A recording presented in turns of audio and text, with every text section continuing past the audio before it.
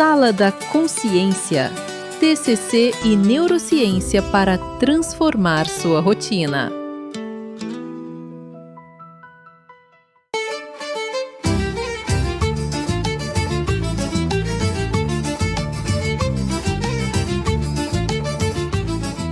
Olá pessoas, boas-vindas ao Sala da Consciência. Eu sou Bruno Welber, a sua voz, a voz da sua consciência na nossa sala. E hoje vamos falar sobre aqueles momentos onde a alegria simplesmente some, desaparece. Oi pessoal, sou Daniela Araújo, sou a psicóloga clínica. A gente vai falar um pouquinho a respeito dessa falta de prazer, que muitas vezes a gente associa aí com estados deprimidos. É um termo que a gente costuma falar por aqui que se chama anedonia.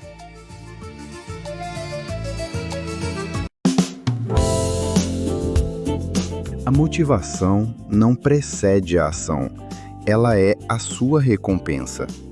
Mova-se primeiro.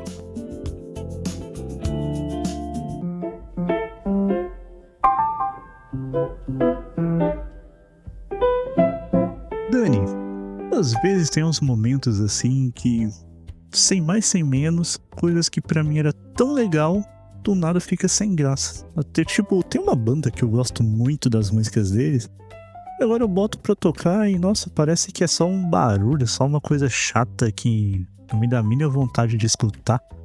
O que é isso? Bruno, em alguns momentos a gente acaba se sentindo dessa forma mesmo, né? A gente chama de anedonia. Acaba sendo um dos sintomas centrais da depressão. Significa justamente isso que você disse, né? Essa incapacidade, essa perda de prazer. Atividades que antes eram satisfatórias. Um ponto importante que é bom a gente falar é que não necessariamente é falta de força de vontade da pessoa. A anedonia, ela tá ligada diretamente a uma disfunção no sistema de recompensa do cérebro. Principalmente ali no circuito que envolve o sistema límbico e neurotransmissores como a dopamina, aquela responsável por nos motivar e nos dar aquela sensação de prazer. Tá relacionado a quê? Eu não entendi. Está relacionado a uma disfunção que acaba acontecendo no nosso sistema de recompensa do cérebro. Então, a gente está falando de processos químicos mesmo, né?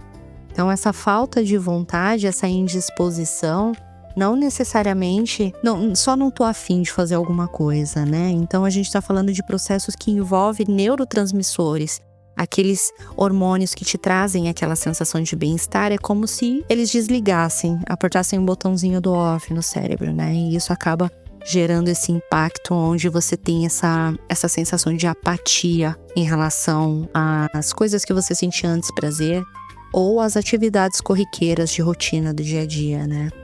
Do ponto de vista da neurociência, é o que acontece, né, no sistema de recompensa do cérebro. Principalmente nas áreas que estão relacionadas com o núcleo accumbens, o córtex pré-frontal. Ele acaba deixando de responder da mesma forma aos estímulos. E a dopamina, como eu disse, ela é normalmente liberada quando a gente faz algo prazeroso. Ela acaba tendo essa atividade muito diminuída.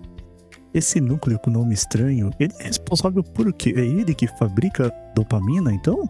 Não, ele não é o que fabrica a dopamina, mas ele está relacionado junto com as áreas que estão correlacionadas em relação a esses neurotransmissores. Então, são regiões, não necessariamente fabrica esses hormônios, esses neurotransmissores, mas são regiões que estão relacionadas com esses neurotransmissores que liberam essa sensação de bem-estar de um modo geral, né? Então, a dopamina, ela geralmente está relacionada ao núcleo accumbens e também ao córtex pré-frontal, que ele é responsável aí, é o nosso carro-chefe, né, do ser humano de um modo geral. Então, geralmente, quando as pessoas têm depressão, elas estão nesses estados mais de apatia, mais deprimidos, sente que nada tem graça, que nada vale a pena, a gente entra com algumas ferramentas para a gente conseguir ativar essas áreas cerebrais para você conseguir se sentir mais disposto, mais motivado, enfim. A gente tem algumas estratégias que podem ser utilizadas para você ir contra, né, esse estado de apatia, esse estado de indisposição. Olha, mas eu fiquei agora numa curiosidade. Então eu posso entender que naquele momento que eu estou ouvindo a minha banda, por algum motivo, o meu cérebro, ele não está ativando essa recompensa, e essa recompensa seria a dopamina, que é um hormônio que está sendo liberado ali no cérebro. Então eu posso dizer que é como se eu tivesse uma caixinha, como se eu tivesse um potinho cheio de uma substância, e essa substância, por algum motivo, ela diminuiu, ela não tá mais ali na quantidade certa dentro do potinho, e isso tá influenciando sentir prazer em ouvir a minha música, sentir prazer em fazer as coisas que antes eu gostava? É justamente dessa forma que acontece. Então, por isso que a gente incentiva, né, que em termos fisiológicos, quando a gente mantém uma rotina de sono, de alimentação, de atividade física, isso acaba contribuindo para o equilíbrio desses neurotransmissores. E aqui a gente entende também que não é só fator genético, existe a questão genética, mas também existe a questão ambiental. Então, se você já tem essa predisposição dessa baixa dos neurotransmissores geneticamente falando, você já não cumpre uma atividade relacionada a essa rotina, né, de sono, de alimentação, de atividade física, e aí tem algum fator ambiental que seja desencadeante, motivador para você ficar nessa baixa desses neurotransmissores, aí você entra nesse estado de apatia, né? Entendi. E além da dopamina, que a dopamina seria o prazer, quais outros hormônios a gente tem e o que eles fazem no nosso cérebro? Tem alguma tabelinha, tipo, olha, faltou aqui é esse daqui, faltou ali é esse daqui, e que a gente possa, assim, ter uma sequenciazinha ali pra gente descobrir qual hormônio que tá faltando? A gente tem a dopamina, que é responsável pela motivação, pelo prazer. Temos também a serotonina. A serotonina, ela é responsável pelo seu humor e pela sua sensação de bem-estar. Temos as endorfinas também, que cuidam, são responsáveis pela sensação de recompensa e de alívio da dor. E temos também a noradrenalina, que te dá essa energia, que te dá foco.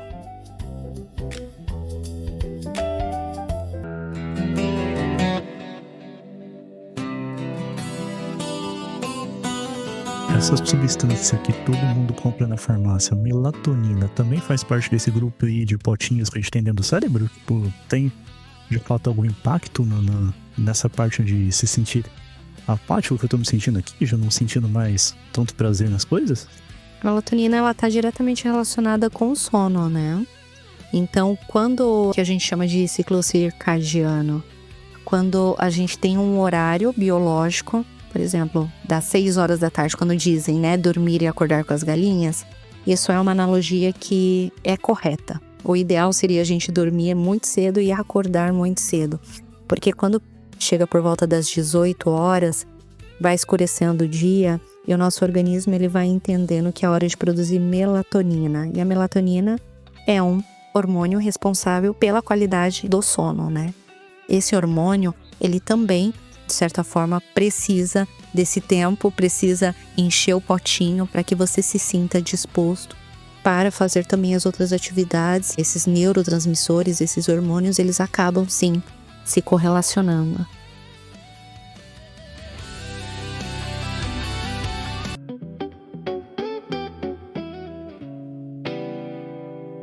Beleza, entendi. Então, os meus potinhos aqui que estão um pouquinho meio desregulado, preciso de repor os meus potinhos, mas e pra me fazer isso, Dani, o que eu preciso fazer? Eu preciso não tô mais sentindo prazer aqui em ouvir a banda, então eu vou ir no show deles e ficar bem doidão lá curtindo. Eu não tô sentindo mais prazer em caminhar, eu tenho que correr uma maratona inteira. O que eu faço pra restabelecer então essa minha vontade? Tem algum caminho pra isso ou eu espero meu cérebro encher o potinho de novo?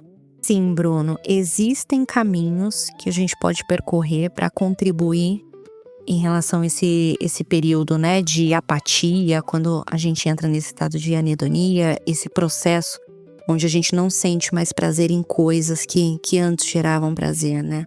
A gente pode fazer isso de uma forma muito gradual, não necessariamente, não estou mais gostando de ouvir essa música, agora eu vou lá no show. Não precisa ser necessariamente dessa forma, mas pode ser algo gradual que pode acontecer. Eu vou te trazer assim um exemplo de uma estratégia que a gente costuma usar aqui, que é muito eficaz para esses estados de apatia. O nome da técnica é ativação comportamental. Então, a gente parte aqui do princípio que é porque a gente trabalha também com esse mecanismo, né, de recompensa, e a gente tem esse senso de urgência que Precisamos ser recompensados na hora que a gente quer, né? E não é assim que a vida funciona. E a ativação comportamental parte da ideia de que primeiro você precisa fazer o que tem que ser feito para depois você ter essa recompensa, né? Tem um exemplo que eu uso com muita frequência com os meus pacientes, está relacionado com a ida na academia, né? Não quero ir para academia, não tô afim, a academia é um ambiente muito chato, não gosto, não é legal. Não tô falando que é regra, né? Mas geralmente as pessoas não gostam e não sentem prazer em ir para academia. E aí entramos com ativação comportamental, eu acredito que se aplica muito bem nesse exemplo, né? Primeiro você vai, independente da sua vontade, vai para academia. Não importa se você quer ou se você não quer ir, se você não acordou muito bem, enfim, porque a gente tende, né, a ficar se sabotando e a ficar arrumando desculpas para justificar essas situações. Então você só vai, e quando você sai da academia, você sai se sentindo bem, isso é um fato, porque acontece, é um mecanismo de recompensa. Então primeiro você faz e depois você é recompensado por aquilo. E aí você libera esses neurotransmissores que te trazem essa sensação de bem-estar e você se sente bem. É um controle mesmo, um mecanismo de controle de recompensas. Então você faz primeiro o que você tem que fazer, depois você é recompensado por isso. Por exemplo, CLT, né? Você recebe primeiro ou você trabalha primeiro, né? É uma boa pergunta, né? A gente primeiro trabalha para depois receber.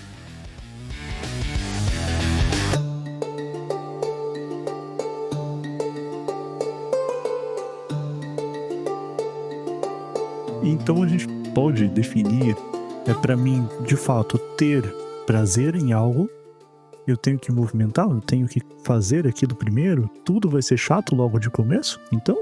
Não necessariamente vai ser tudo chato, né? Mas pode ser que você não se sinta tão disposto para fazer, enfim. E pode ser que sim, nesse começo seja muito chato, isso é relativo, né? Mas de você se expor à situação, e não precisa ser de uma forma tão brusca, né? Pode ser de uma forma gradual. Por exemplo, uma paciente que adorava desenhar. Na depressão ela já não conseguia nem olhar para o lápis. Então, a gente começa com metas pequenas. Não precisa desenhar, mas simplesmente sentar 5 minutos perto do material. E aí depois, em um outro momento, rabiscar qualquer coisa. E aí, com o tempo, isso vai sendo ativado e esse prazer, ele vai voltando. É como se fosse reacender uma chama. Você não joga um galho enorme logo de uma vez, né? Você começa com pequenas faíscas. O que seria uma estratégia eficiente, uma estratégia que pode potencialmente funcionar, quando a pessoa não tem vontade nem mesmo de levantar do sofá para ir ficar perto do lápis, por exemplo, como nesse cenário que você citou? Quando realmente nada dá prazer, nada dá vontade, nada... O que está acontecendo dentro do cérebro nesse momento? Como que a gente pode ser uma estratégia para superar isso e para pelo menos ter energia para dar o primeiro passo? Essa ativação comportamental é um passo importante. A exposição gradual, que é o que a gente está falando a respeito de você ir gradativamente fazendo isso. Se você entra num estado de apatia muito considerável, Bruno, o caminho mais adequado é a gente equilibrar esses neurotransmissores através de medicamento. O caminho que a gente acaba sugerindo é sim um acompanhamento psiquiátrico, porque a gente consegue equilibrar através do medicamento esses neurotransmissores e com eles, esses hormônios, eles regulados a ponto da pessoa dar esse primeiro passo, aí a gente consegue ter um caminho aberto para trabalhar em cima com essa participação ativa da pessoa em relação a essa mudança comportamental, Bruno. Então a gente pode entender que os medicamentos psiquiátricos são uma ferramenta de trabalho também da psicologia, da neurociência, para você conseguir ter esse primeiro passo? Ou só o remédio em si, ele resolveria ou não? Ou só a TCC, só a neurociência em si resolveria? Dependendo da gravidade do caso, só a terapia pode contribuir para que a pessoa faça esse movimento e ela retome o bem-estar, a qualidade de vida, as atividades que ela fazia antes. Depende muito da gravidade. Agora, se é um caso muito mais grave, onde a pessoa não sai de fato do sofá ou a pessoa não tem energia, não tem força. Aí a gente entra com o medicamento, ele acaba potencializando, né? Esse acompanhamento multi nunca vai ser desvantajoso, ele sempre vai contribuir, de certa forma, a depender do caso. Então, sim, o medicamento, dependendo da gravidade, ele contribui muito para que a gente consiga ter espaço para trabalhar em psicoterapia, o que a gente chama de reestruturação cognitiva e de mudança comportamental.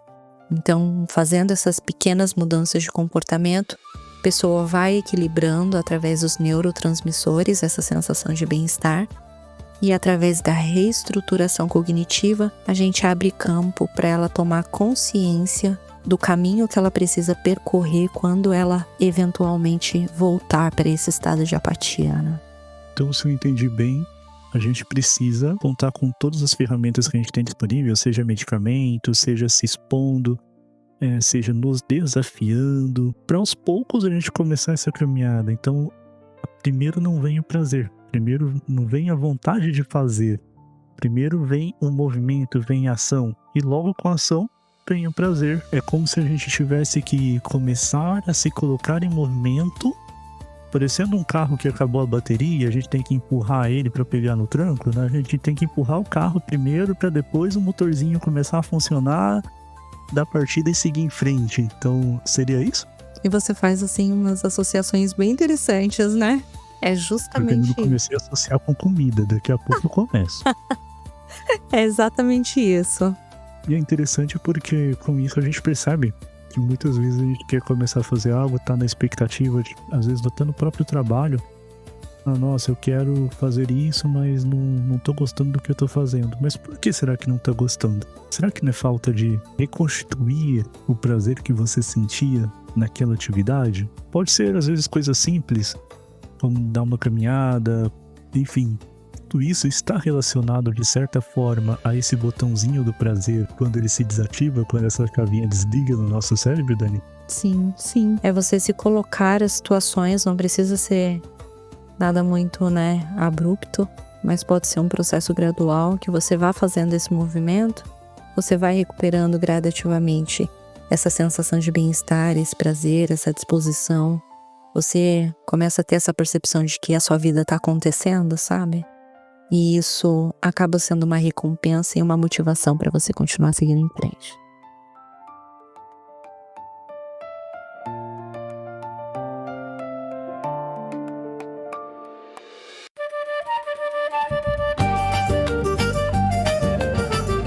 Se eu estivesse na minha casa, estou aqui ouvindo o podcast, eu quero começar a ativar o meu botão do prazer de novo, eu quero apertar esse botão. O que seria um passo a passo rápido que eu posso colocar em prática agora para começar a tentar, vamos dizer assim, sentir esse prazer de novo no que eu já não sinto mais?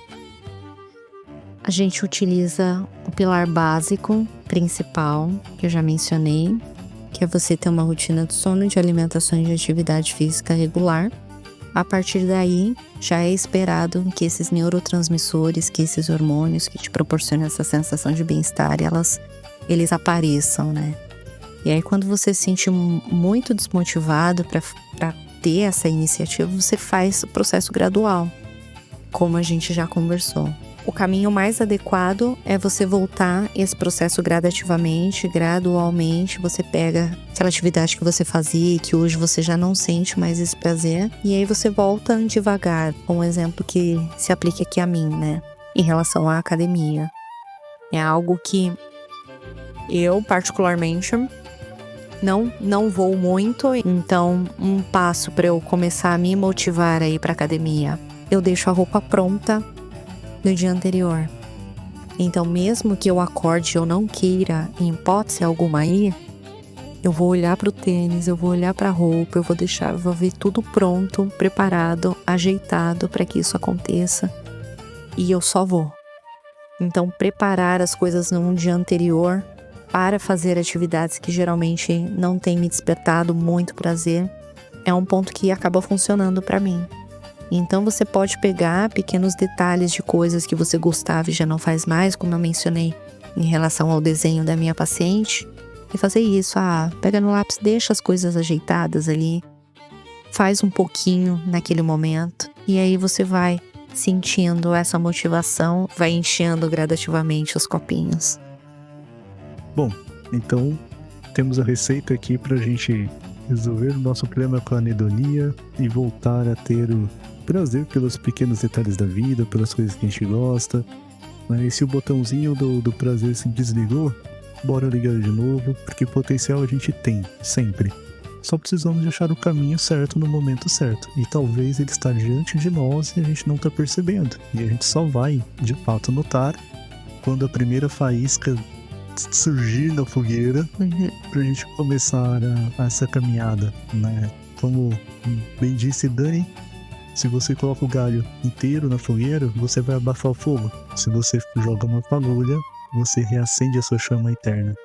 Então, bora retomar as nossas atividades, nosso prazer por viver, que faz muito bem, né, Dani?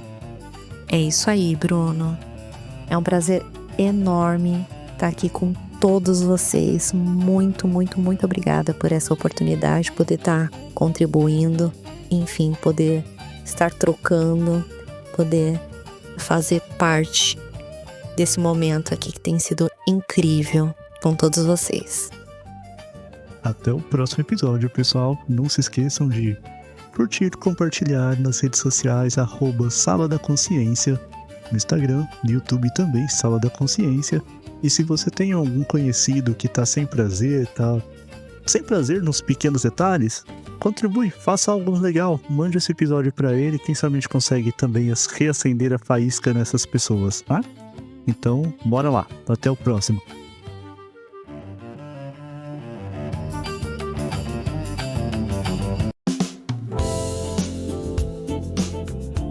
Café para viagem. Para religar o seu sistema de recompensa, lembre-se da técnica da faísca. 1. Mova-se primeiro. Não espere à vontade. A motivação é a recompensa da ação. 2. Comece pela faísca. Não jogue o galho inteiro.